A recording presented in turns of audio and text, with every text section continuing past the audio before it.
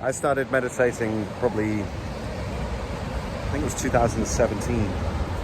I was going through a bit of a breakup and my mind was all over the place. And I needed to slow it down. I needed to find a way to quieten the bad thoughts that were going through my mind. And I downloaded the Headspace app and I would listen to that. I think I do about 5 to 10 minutes a day. And it started to really help and things started to progress in my life. I started to learn more guitar, the anxiety subsided, life was a little bit easier. It took the edge off. And then I didn't meditate for a long time. And then COVID happened and I spent a lot of time on my own where I became my best friend and had a van and would travel around the UK and doing things like throwing myself into ice cold water, climbing up hills and mountains that were covered in snow barefoot without a shirt on, and meditating in the cold and in the water and putting myself in uncomfortable situations. Not that we weren't already in an uncomfortable situation considering we were in COVID.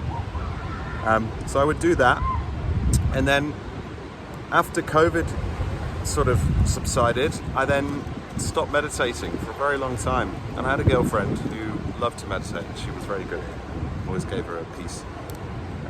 And her time to do that was always good. And I saw how peaceful she was, and that sort of rubbed off on me, and it sort of calmed me down, being around someone who was at peace.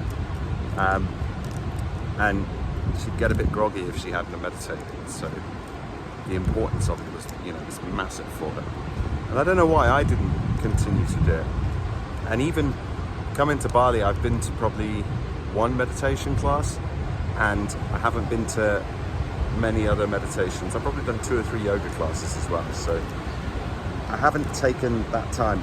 Every time I'm on my own, and I know that I should be, going inward and letting myself feel the certain things and trying to clear my mind and just be present. Every time I do that, I end up just scrolling my phone, and I got so hooked on doom scrolling that it's taken me away from who I am and my hobbies, and that dopamine that you get from doing all that scrolling can really mess you up because it doesn't allow you to. It doesn't give you any drive to do anything else. And I have ADHD. It's not an excuse. I don't like people who use it as an excuse. But for me, it's been an issue for me since I was 7 years old, diagnosed when I was 7. So I get stuck in these doom scrolls, and that makes me feel like I've been productive or done something. Or even just having 10 different direct messages going on at the same time in my Instagram inbox feels like I'm doing work, or it's something productive, which is not the case. So I guess what I'm trying to say, I just did 10-minute meditation down on the beach here in Yang Yang in Uluwatu, and it actually has cleared some space to allow me to have this drive to make this video. And I guess when you slow down, you start to notice things a bit more. So you notice the beauty in trees, you notice the beauty in the ocean, notice the beauty of the sky. I'm interested to see how that will be when it comes to interacting with other people, and how when you meditate, you'll see it allows you to have a more coherent thought process. So reacting to other people, usually you can get triggered. So if you allow yourself to be present, you might not actually get triggered. I'm going to see whether I get triggered by anything today, because that's the goal, is to not be triggered and to remain. There's a little photo shoot happening here.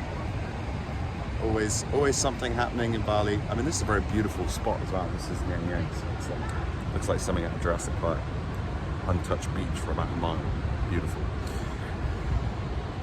I'm a bit ill as well, so speaking hurts a bit, but I would recommend just putting your timer on, closing your eyes, focusing on your breath and counting 4 for your in-breath, holding for about 7 seconds, and then letting it out for 8.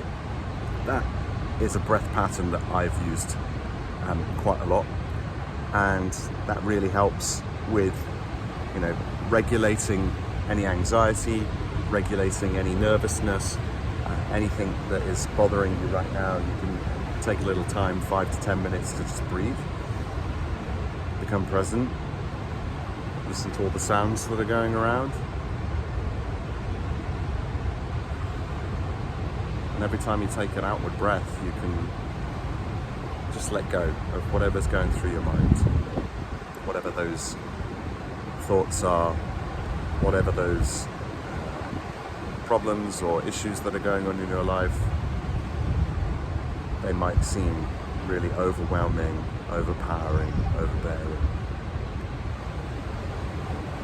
But you're not going to be able to tackle them if you don't regulate your nervous system, and if you don't take the time to chill.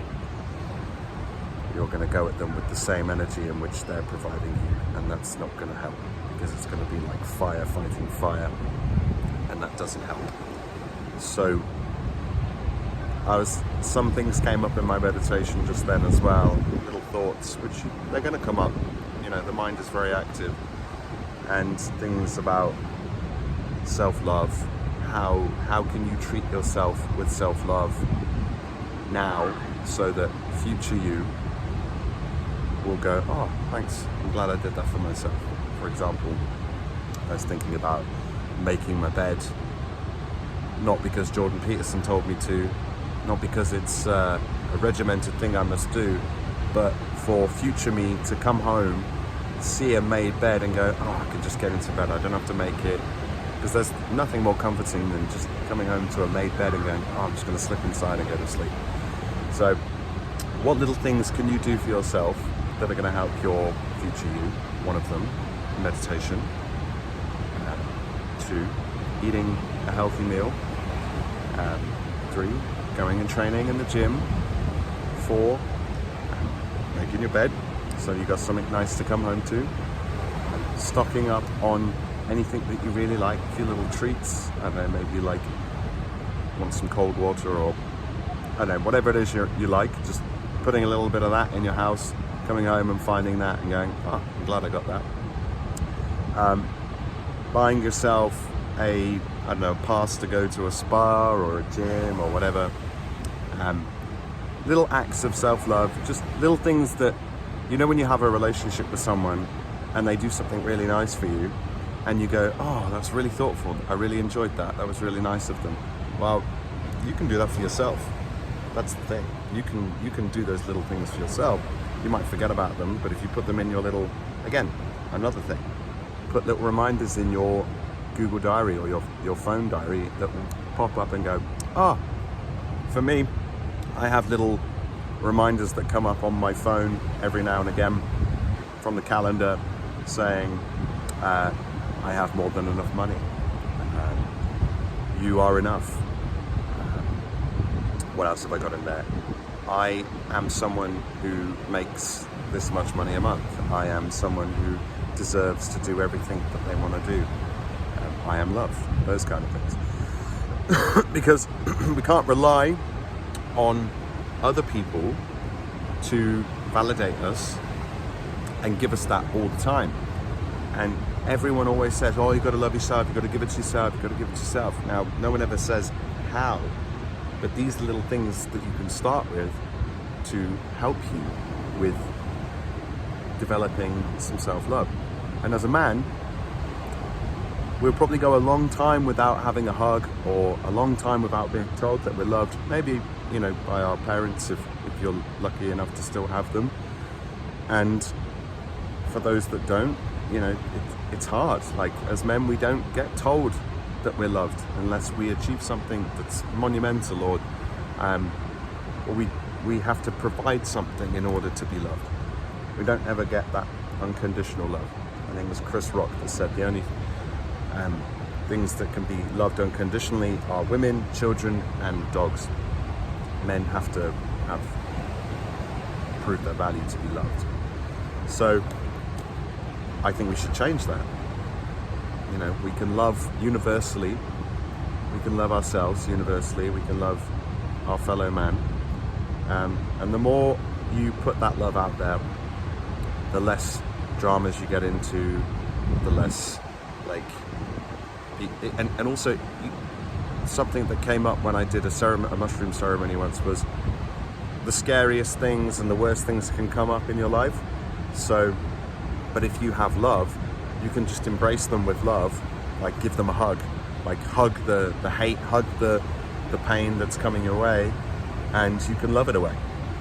It showed me a really scared, like all the things that it would expect me to be scared of, like demons and horrible faces, and like giving me love and stripping it away. But because there was love, it allowed me to approach it with love and stop me from being in pain, stop me being sad, and it just goes, oh, okay, and it just drifted away. So today, a few things that you got to focus on. Give yourself 5 to 10 minutes, just slow down, go inward, take some breaths, listen, be present. 2, do some little acts of self-love for yourself so that you can, you know, have that little treat for yourself later on in the day. And 3, go out, be inspired, and tell someone, you know, that you appreciate them. Nothing in return. You don't need anything in return. Just tell them that you appreciate them for what they've done. And you know, and if you have your parents, then you know, tell them that you're appreciative of them too, and find more love within yourself so that you can give it out as well. And in life, just a little bit more. It's a little bit more better. Life's a little bit more better when you have that. I find that if I don't have that, I turn into a miserable person. I'm like, I don't want to look people in the eye. I get socially anxious. Don't want to talk to anyone. Worried about the way I look. And yet, if I just focus on myself and give myself that stuff that I need, that I look for outside, then all of that shit disappears. And yeah, like I said, it just makes life smoother. So, signing out. Have a lovely day. Bobby, peace. Oh no, that's peace.